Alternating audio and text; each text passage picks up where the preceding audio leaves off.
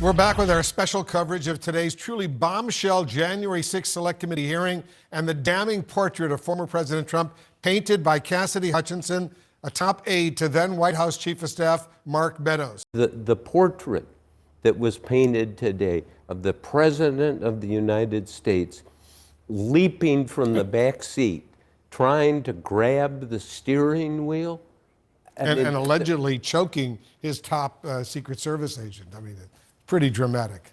Something else has occurred to me, and that is, and we'll see what the historians say, but if she is not contradicted, she has nailed the greatest conspiracy, criminal and seditious, against the Republic of the United States since the Civil War. Happened today may mean that the January 6th committee has written Donald Trump's political obituary. Really? She lied. Hello, all you beautiful and amazing people. Thank you for tuning in and welcome to the show. If you're new to the channel, I'm your host, Hyde. This is Hide and Seek Media, where we talk about news, sports, politics, and so much more. So the January 6th Unselect Committee, as Trump likes to call them, is at it again. Surprise hearing with a new witness, and bombshells are dropped. Testimony given about Trump's outrage over not being able to go to the Capitol, his temper tantrum at throwing his lunch, and an assault on the Secret Service. So Cassidy Hutchinson claims that a Secret Service member told her that when they got back from bringing Trump from the rally on January 6th to the White House, that Trump had screamed and threw a fit and wanted to go to the Capitol, assaulted his lead Secret Service agent, and then reached up and tried to grab the steering wheel of the limousine they were riding in. She also claims that he threw his lunch in a fit of rage during a meeting with Mark Meadows and other senior staff members. Now, I want to preface this by saying all of this is hearsay. None of this is corroborated by any other witness. And as a matter of fact, the Secret Service has even come out and denied the allegations that Miss Hutchinson has made. But she stands firm. We're going to get into that and why this is going on and the effect that it is having on the country and the Democratic Party in particular. So stay tuned. This could get a little interesting. But before we get into all that, if you like the work I'm doing here and you want to help support this channel, there's a bunch of different ways you can do it. I list a bunch of different crypto wallets in the description below that you can donate to. I have my own merch link where you can go pick you out funny political t-shirts and hoodies. I also have my own locals community that you can go join. And with your premium subscription of just $2.99 a month, you'll get access to not only everything that I post on locals, but articles that I write and exclusive content found nowhere else. But the best way you can help support this channel is by smashing that like button and sharing this video on all social media platforms. Those two interactions alone will show YouTube's algorithm that my video needs more impressions and needs to be shown to more people. That in turn gets more people here, more views, more likes, more subscribers. That's how we do this. So I need all of you to smash that like button and share this video. Now, let's get to this first article I want to dive into about the January 6th committee and their testimony from Cassidy Hutchinson. So I have this story pulled up here from CNN. This is a bombshell. Trump aides left speechless by Hutchinson testimony. So, bombshell. He's right. It was a bombshell, right? This was a bombshell, all right. But it blew up the January 6th committee's whole inquisition by putting somebody up on the stand, calling a special hearing and putting somebody up in front of all of the world so that she could tell her lies. And we're going to get to that here in a little while. So stay tuned if you want to know exactly how this woman lied. So CNN goes on to report, aides to the former president Donald Trump were left speechless amid the first half of Cassidy Hutchinson's testimony on Tuesday, acknowledging to CNN that her testimony was a bombshell with potentially huge repercussions for Trump. Trump was already bracing for an explosive day of testimony from Hutchinson, who had previously told the House Select Committee that the former president approved of rioters chanting violent threats against Vice President Mike Pence on January 6, 2021. So now we know where they got their evidence about Trump being happy that they were screaming, "Hang Mike Pence." Remember, in one of the earlier hearings, Liz Cheney makes it a point a number of times to say that they had testimony verifying that. Well, now we know where that testimony came from. They go on to say, "This is a bombshell. It's stunning. It's shocking. The story about the beast. I don't have words. It's just stunning," said one Trump advisor, referring to the presidential limousine. Okay. This paints a picture of Trump completely unhinged and completely losing all control, which for his base, they think of him as someone who is in command at all times. This completely flies in the face of that, the advisor added. Now, us Trump supporters who are enlightened to what's going on in the world, we don't see Trump as in control. Okay? We see Trump as the wrecking ball, right?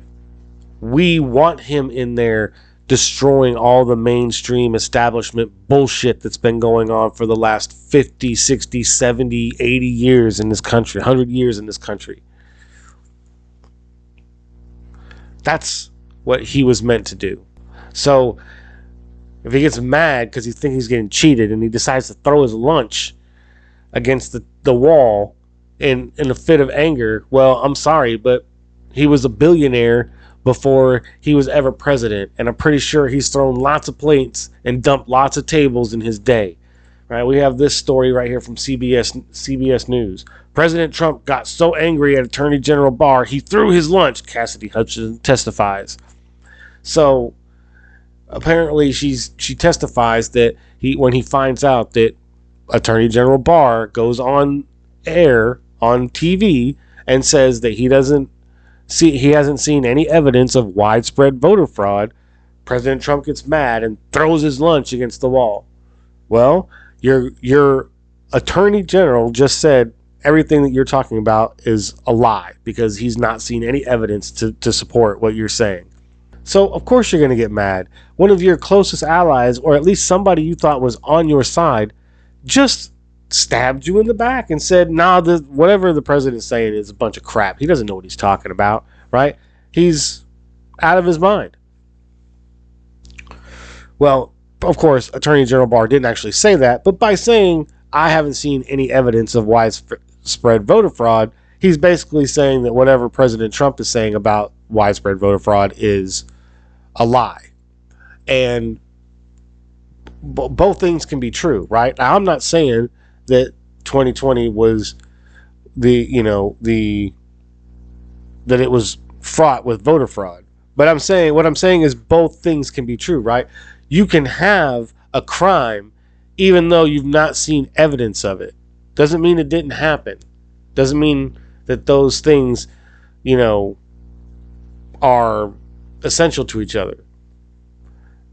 So just because William Barr didn't see any evidence doesn't mean that there wasn't evidence out there. It could have been that just maybe that evidence was well hidden or was being covered up by enough people to where he couldn't see it. I don't know, right? But needless to say, Trump getting mad and throwing a plate at a wall, I'm sorry, but that doesn't surprise me in the least. Okay? And I would bet that if we were to really dig deep and start interviewing every single freaking person that's ever worked in a White House, there's going to be a number of presidents who have done that over the years.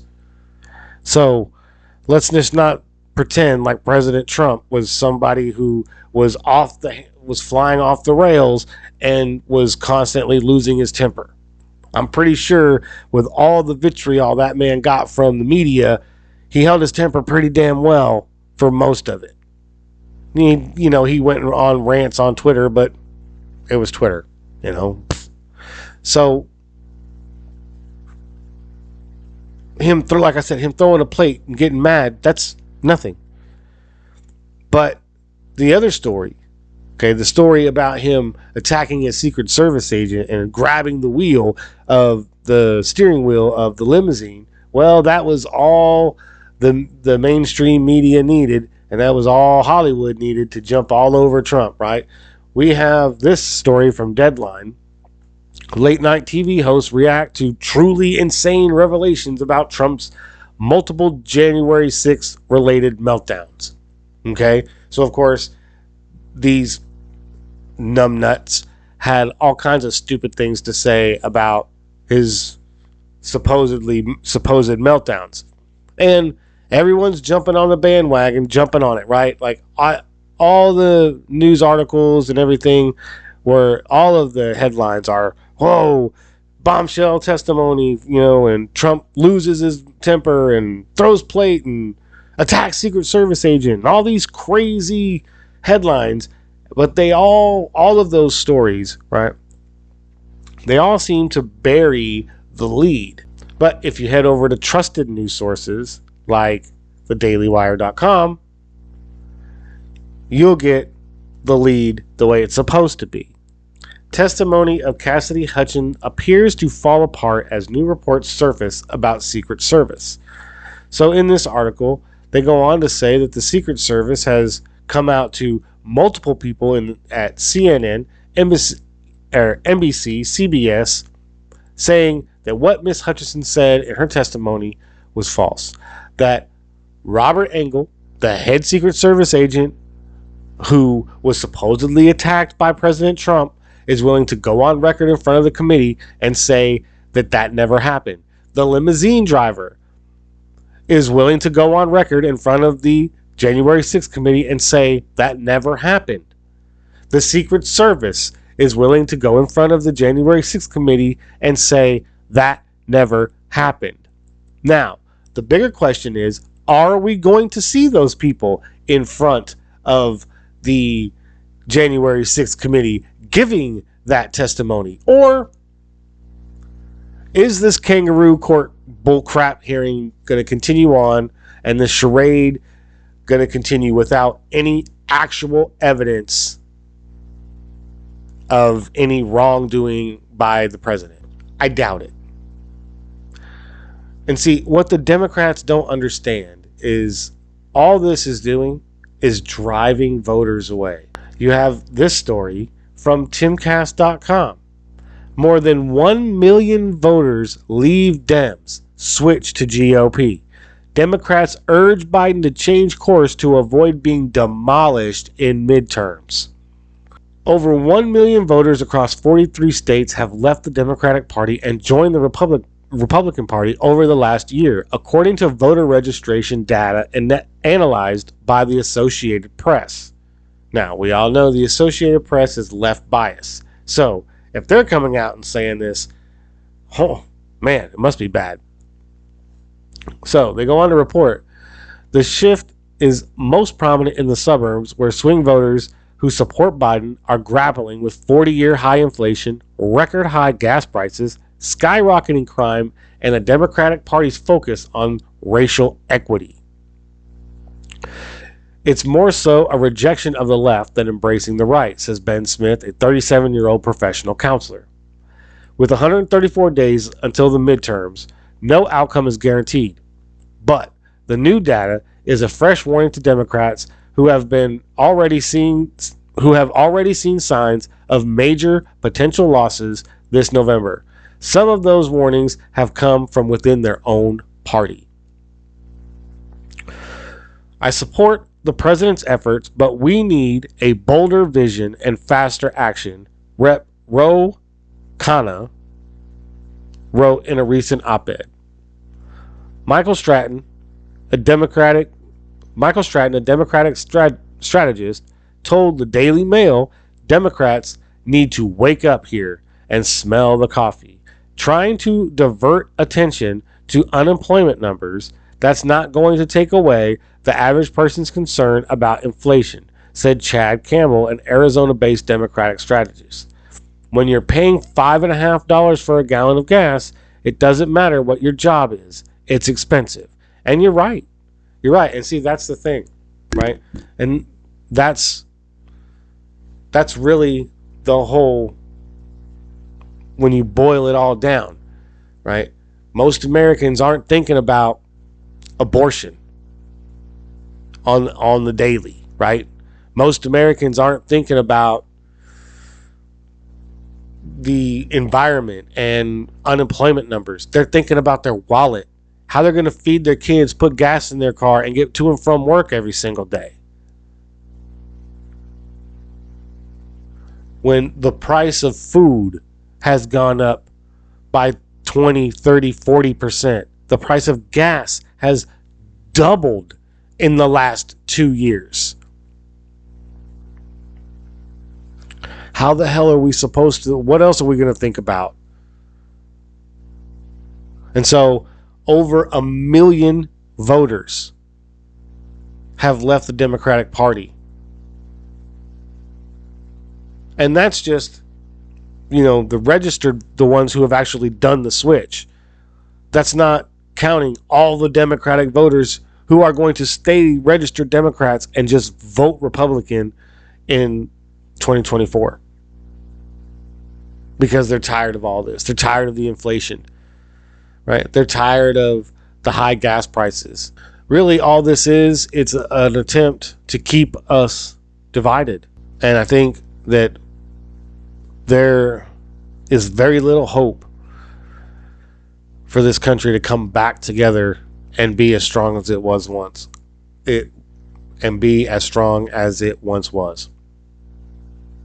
I really don't see it.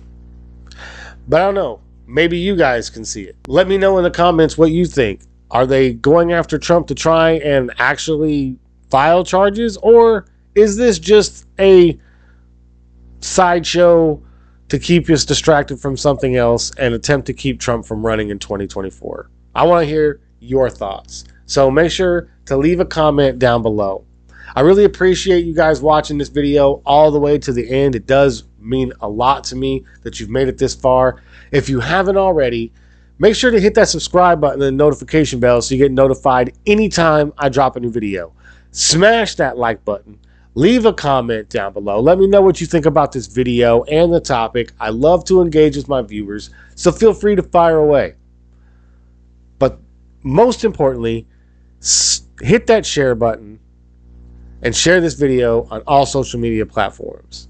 I really appreciate everything you guys are doing, and I will catch y'all later. Peace.